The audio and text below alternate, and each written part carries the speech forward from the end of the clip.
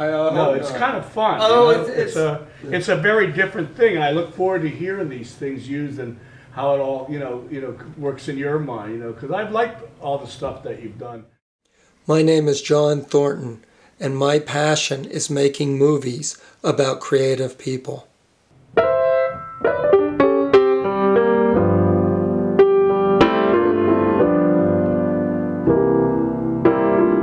One of the greatest artists I have ever known is a guy who played the piano. His name was George Mesterhazy.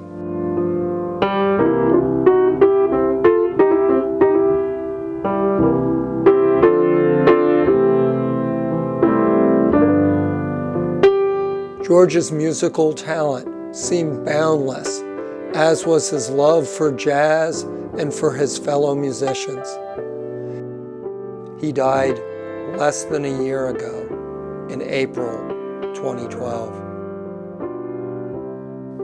My wife Nancy and I got to know George after we moved to Cape May County in 2001. I was just starting to make movies, and even though I was pretty bad at it, George allowed me to film him many times at his Thursday night gigs at the Merion Inn in Cape May, New Jersey. Come on, film this! How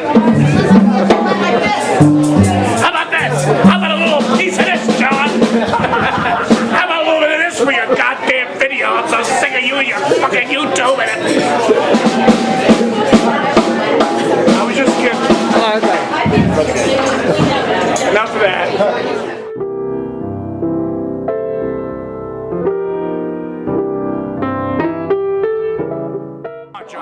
Right between the eyes. Tell me, what question? Some profound bit of intelligent parallel. Where's Tim Lecken? He's in his other world. He'll be back though. He has to cross a timeline and come back to this reality. Then he'll get here.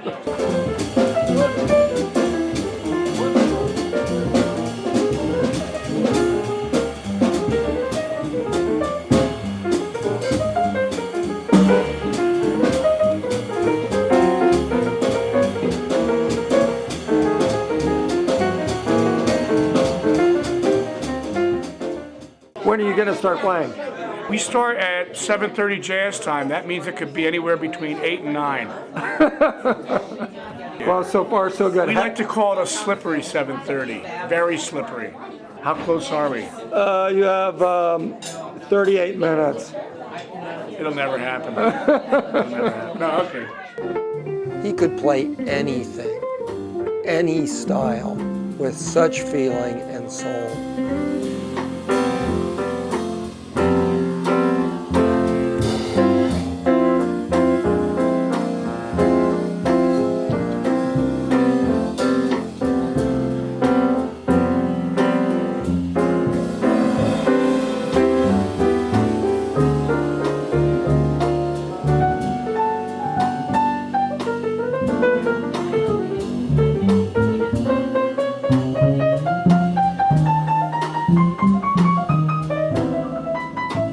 One time he played this Latin thing that was so intense, it left me in a state of awe.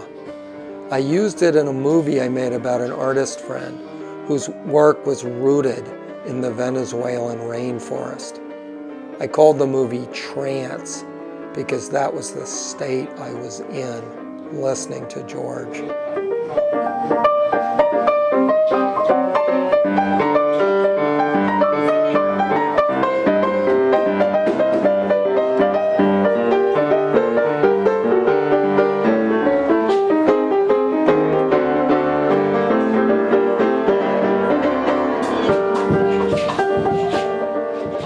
I think George was born in Hungary and spent time in a refugee camp before coming to America as a kid.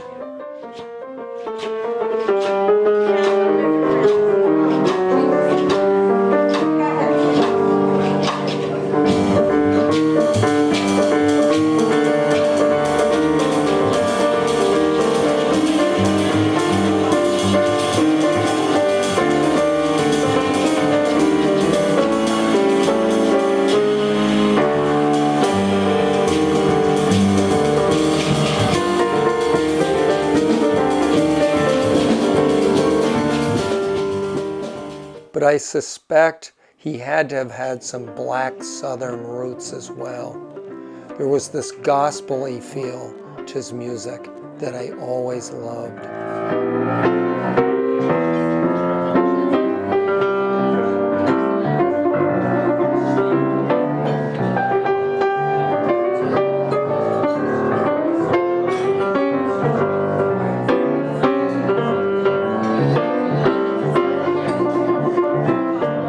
One day in late November of 2009, I went down to the Merion Inn to hire George to play some music off the top of his head that I could use as background for my videos. As was my custom, I sort of screwed up the sound recording, and I'm afraid the music is a bit clipped. But between takes, George would talk to me, and I thought I would share some of these glimpses into his amazing personality and his range of interests in the field of music.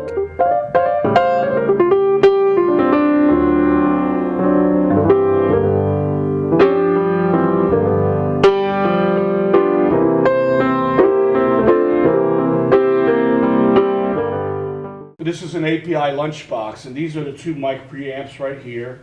I mean, this is, say, I could take that same mic now, and if I put that, each one on each side, because I have this set up as a stereo setup, and I've been buying these. These are actually vintage. They go back for 30, 40 years, and they're very expensive because they're really, the guys who collect the real high-end audio gear and are looking for that perfect sound for recording still love all this stuff. This will never get, this is timeless. And this is the two vintage EQ sections that I have.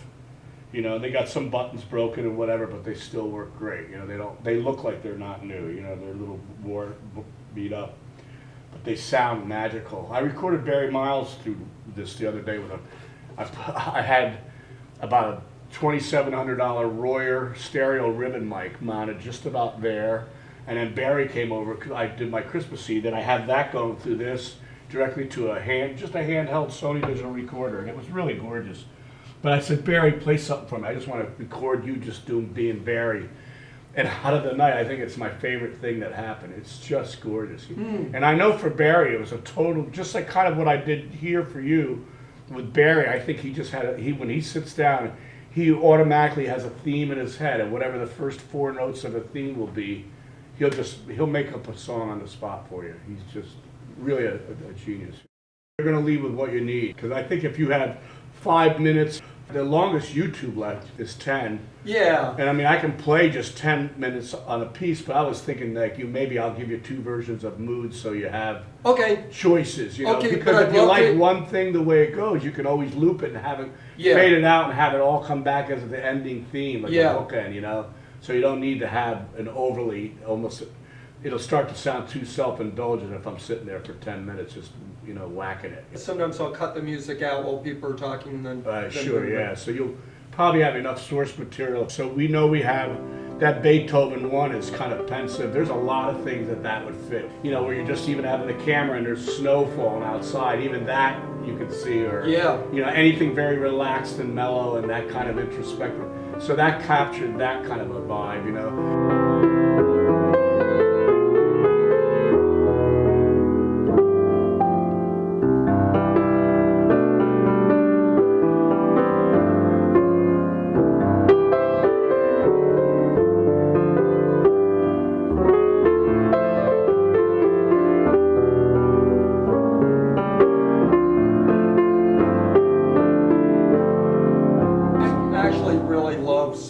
Beautiful. I do too, yeah. So I'll do that with this too. We'll make this almost as a bookend to that, so that you have. And what's nice is this is in a minor key. Yeah. And that in itself is also good. You Absolutely. know? So anyway, but I'll show you the way I've been going about it. I don't really play his theme anymore. I try to play around it, you know, because even though it's public domain, so it doesn't really matter anyway. So you ready? Yeah.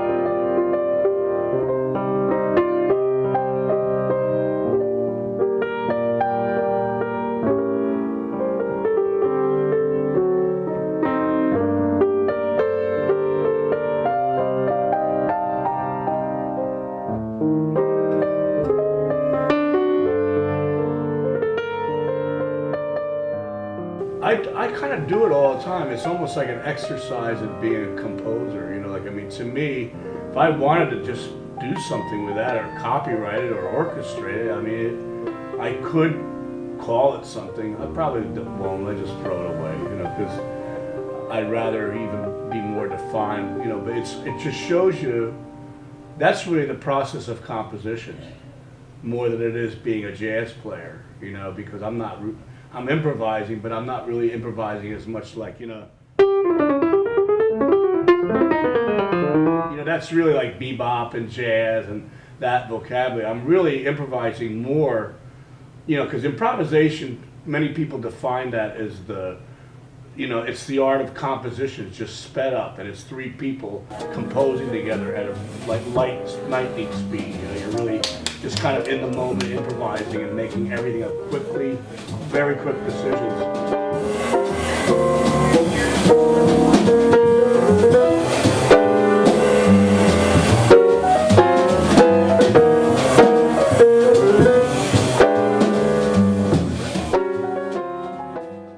Where when I'm playing like that, I actually kind of slowed it down. I didn't feel like obligated to have to complete anything exactly in a metered time, so you could hear me even breathing to take the time to think of a thought and go, okay, you know, which is totally fine by me musically. It's just the way music works, you know. So it's a good thing to even capture for that reason for yourself, just to watch the process, you know.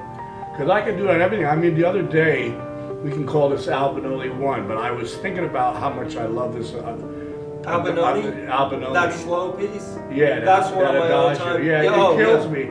But I look at it as a whole other world of just seeing the way it's put together.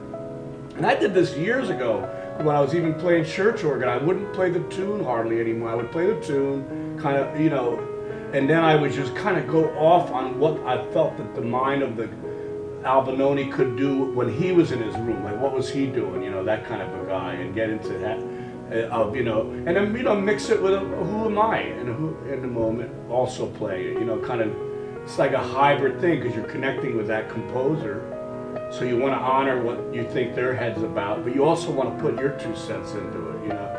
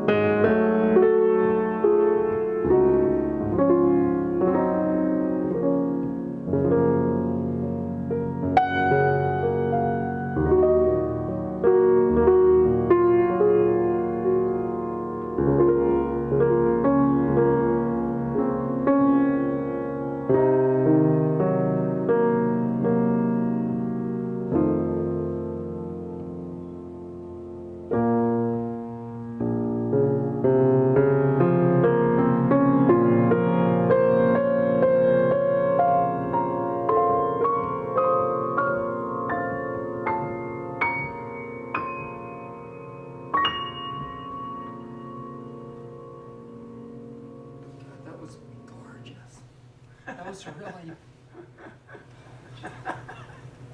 it was so beautiful. George mentioned how the 18th century musician Tommaso Albinoni was, quote, in his room when he wrote his compositions.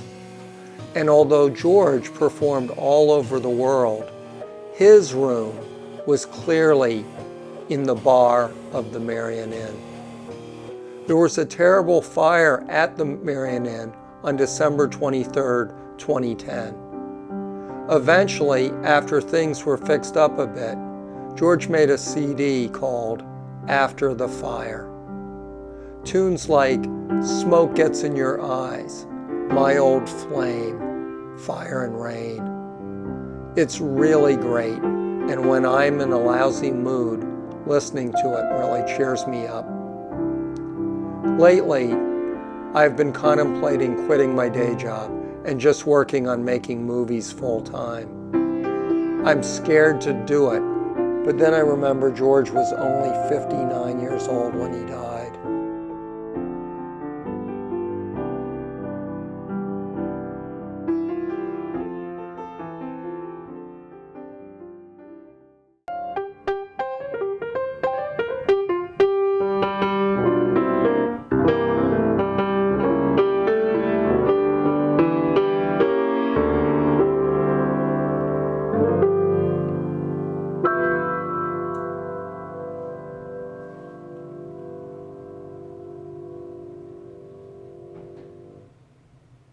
How do you do that?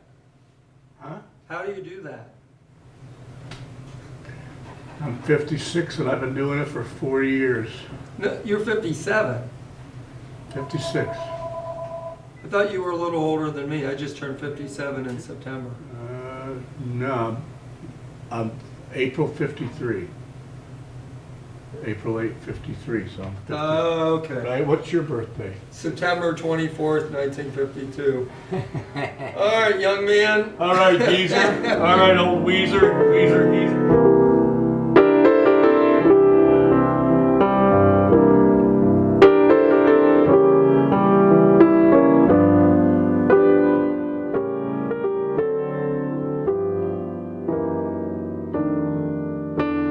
So it turns out I'm actually older than George. And when you get to 60, the guarantee has pretty much expired. You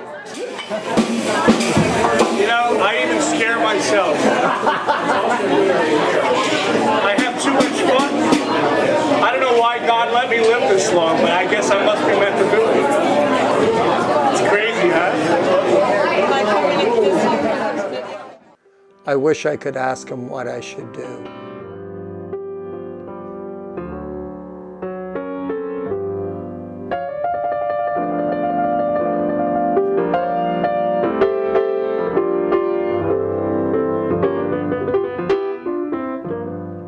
But the truth is, in my heart, I know what he would tell me. It's always about the art. And once I get my nerve up, I will take his advice.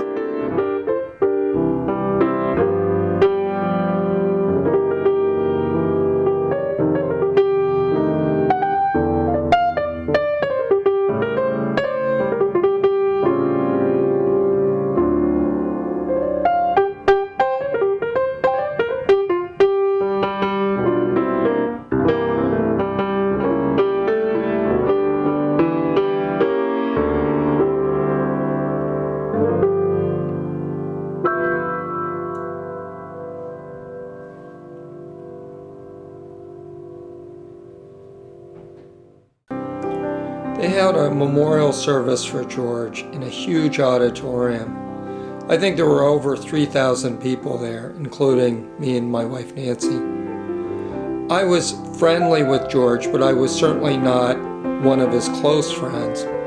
But I think that the fact that he could encourage me and embrace my creative life the way he did says so much about the kind of person he was. Everybody loved George, and I don't usually cry when I'm editing a film, but it was impossible not to cry looking at this old footage of George.